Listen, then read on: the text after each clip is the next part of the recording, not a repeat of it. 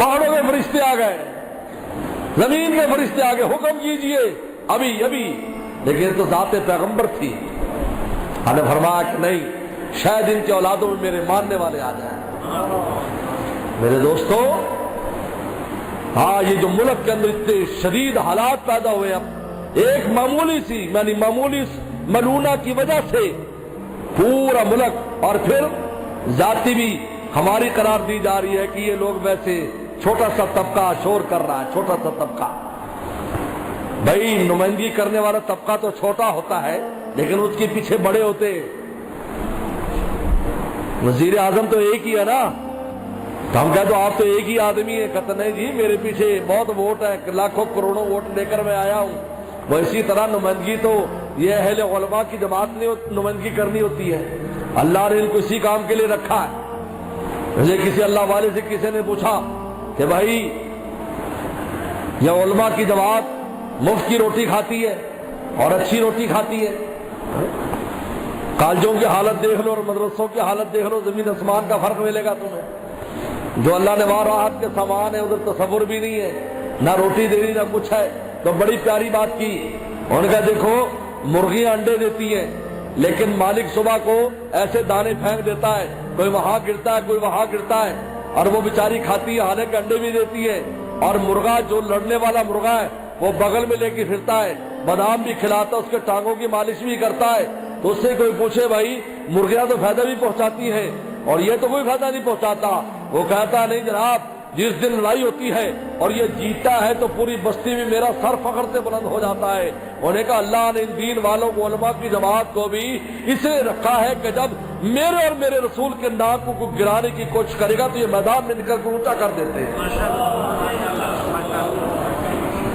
اس لیے اللہ تعالیٰ ان کو اپنے بغل میں رکھ کر پالتا ہے. علماء نے ان کو علماء ہی نکلیں گے, یہ چھوٹا طبقہ کہتے ہو تم.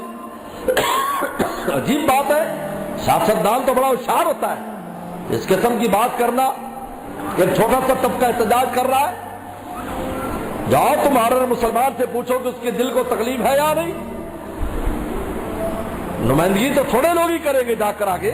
آپ کو حالات کو سمجھنا چاہیے کہ ایک عورت کی خاطر پوری ملک کی مشینری اور پھر الزام بھی ان کو دیا جا رہا ہے. یعنی ایسی ہے کہ تھپڑ بھی مارو اور رو تم نہ, تم رو گے تو تم ظالم ہو جاؤ گے, تم نے رونا بھی نہیں ہے. اتنا بڑا کام, 2 عدالتیں فیصلہ کر رہی, گواہ موجود ہے, اقرار کر رہی ہے کہ میں نے یہ کیا. 2 عدالتیں فیصلہ کر رہی, ہائی کورٹ توثیق کر رہا ہے. اگر اتنی کمزوری تھی تو ہائی کورٹ اسی وقت ختم کر دیتا, تو پتہ چل جاتا کہ پہلی عدالت کا فیصلہ صحیح نہیں تھا. ہائی کورٹ نے پھر 9-10 سال تک یہ رہا. بلکہ ایک اخبار کا ٹکڑا کسی دوست نے مجھے بھیجا جس میں لکھا ہے کہ جس وقت نئی گرفتاری ہوئی تھی, آج سے 9-10 سال پہلے, اس وقت یورپی یونین نے اجلاس کر کے کہا تھا کہ اگر تم نے امداد چاہیے تو اس کو رہا کرو. 8-9 سال پہلے کی بات ہے. ابھی تو ہائی کورٹ میں بھی فیصلہ نہیں گیا تھا.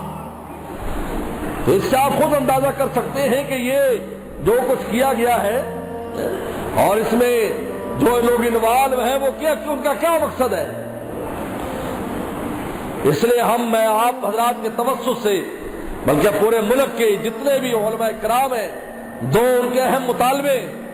پہلا مطالبہ یہ ہے کہ اس پر نظر ثانی کی جائے, کیس پر دوبارہ اس کا ٹرائل ہو اور طریقے سے ہو, کیونکہ جو فیصلہ آیا ہے بڑا تفصیلی, بعض لوگ اس کی وجہ سے پریشان ہیں بھی بڑا فیصلہ صحیح ہے. بھائی ہر فن کے لوگ ہوتے ہیں, وہ سمجھیں گے. ڈاکٹر کا نسخہ چاہے کتنا انگریزی پڑھا ہوا ہو وہ نہیں سمجھ سکتا, لیکن وہ دوائیں بیچنے والا, میڈیکل سٹور والا چاہے کم پڑھا ہے وہ سمجھ جاتا ہے, کیونکہ اس کا فیلڈ ہے. یہ تو وکلا بتائیں گے. اب وکلا نے اس کی آپریشن کیا ہے کہ اس فیصلے میں کیا ہے. تو اس فیصلے میں اتنی کمزوریاں ہیں کہ اس کے اندر نہ اقرار کا ذکر ہے, نہ گواہوں کی گواہی کا تذکرہ ہے, اقرار کا ذکر بھی نہیں ہے کہ اس نے اقرار کیا ہے. کیونکہ اگر ایک آدمی اقرار ہی کر لے کہ میں نے جرم کیا ہے تو پھر تو گواہیاں بھی پیچھے رہ جاتی ہیں, کافی ہے. اور اقرار ایک ہوتا ہے تھانے میں اور ایک اور مجسٹریٹ کے سامنے, دونوں میں زمین آسمان کا فرق ہے. کیونکہ مجسٹریٹ کی عدالت میں وہ آزاد ہے. اب اگر وہ اقرار کر رہا ہے تو اس کا مطلب اس پر کوئی پریشر نہیں ہے. وہاں انکار کر دیتی تو چلو کہتے بھائی وہاں بستی والوں نے دباؤ کے ذریعے اقرار کرایا، وہاں آ کر عدالت میں انکار کر دے، کوئی انکار نہیں ہے۔ میں اور آپ اس فیصلے میں اور آپ کیا سمجھیں گے؟ ہمارا تو فیلڈ ہی نہیں ہے، جب ہمارا فیلڈ نہیں ہے تو ہم اس فیصلے کو کیا سمجھیں گے؟ اس لیے پہلا مطالبہ یہ ہے کہ اس پر نظر ثانی کی جائے اور اس کے لیے درخواست دائر ہے، اس کو ایکسپٹ کیا جائے، قبول کیا جائے، دوبارہ ٹرائل ہو۔ اور دوسرا یہ ہے کہ ایگزٹ کنٹرول لسٹ میں ان کا نام لکھا جائے، ECL میں اس کا نام ڈالا جائے کہ وہ ملک سے باہر نہ چلی جائے جب تک کوئی حتمی بات نہیں ہو جاتی، اس کے بعد اس وقت تک، اور جب یہ ٹرائل ہو جائے اور پھر دیکھا جائے کہ یہ سازش کس نے کی اور کیوں ہوئی، اس کے پیچھے اصل محرکات کیا ہے۔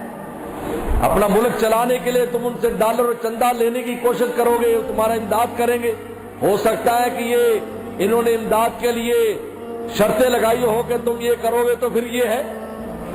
تو ہم ایسا پیسہ یا ایسی روٹی کہ جو پیغمبر سلام کی حرمت بیچ کر ہم روٹی کھائیں تو پھر اس سے بڑھ کر بے غیرتی کیا ہے؟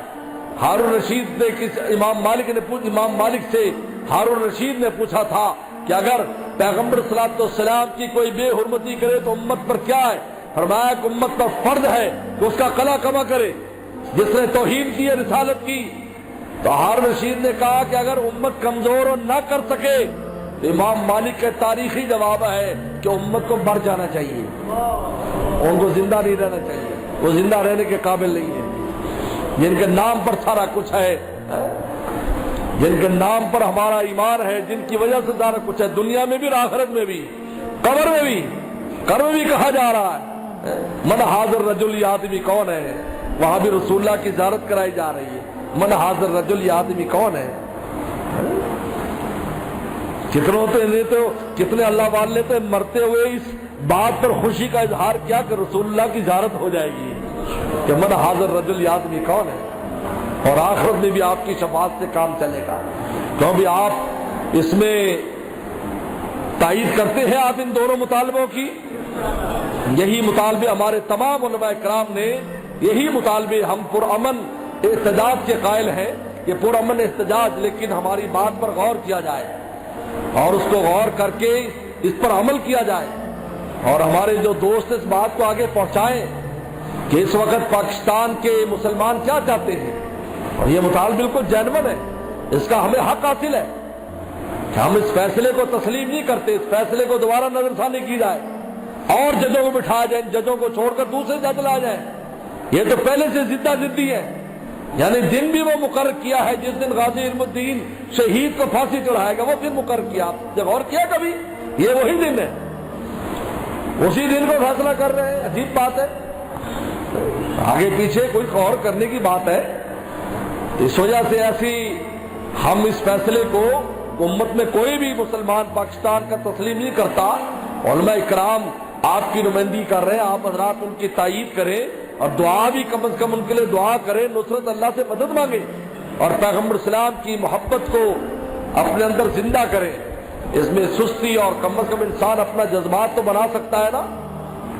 آج ہمارا حال یہ ہے کہ ہم ان پر چھوڑ دیتے ہیں، یار یہ سیاسی مسئلہ آج کر اللہ معاف فرمائے، سوشل میڈیا پر ایسی چیزیں پھیلائی جا رہی ہیں کہ جس کی وجہ سے آدمی کہتا ہے یار پتہ نہیں صحیح ہے یا نہیں صحیح ہے یا نہیں۔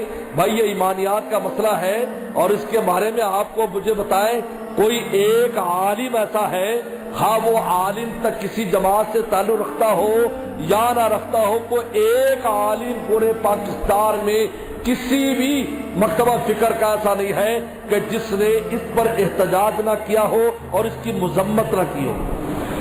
بھائی یہی ہمارے نمائندے، بھائی یہی ہمیں بتائیں گے، یہی اسلام کے چوکیدار ہیں، یہی بتائیں گے بھائی چور آیا ہے۔ میں اور آپ کہیں جی میں نے تو اپنی آنکھ سے نہیں دیکھا، اور وہ چوکیدار جو جاگ کر رات کو ڈنڈا دے کر پہرا دے رہا ہے کہتے میں نے چور دیکھا ہے، تو بھائی آپ کی آنکھ کا اعتبار نہیں ہے، اس کا اعتبار ہے جو چوکیداری کر رہا ہے۔ تو سب علماء نے اس کی مذمت کی ہے، لہذا ہم بھی علماء کی جماعت کے ساتھ ہیں، ہم بھی وہی مطالبہ کرتے ہیں جو ہمارے علماء نے مطالبہ کیا ہے۔ اللہ تعالی ہم سب کو عمل کی توفیق عطا فرما، ہمارے حکمرانوں کو ہوش نصیب فرمائے۔ وآخر دعوانا ان الحمدللہ بالعالمین۔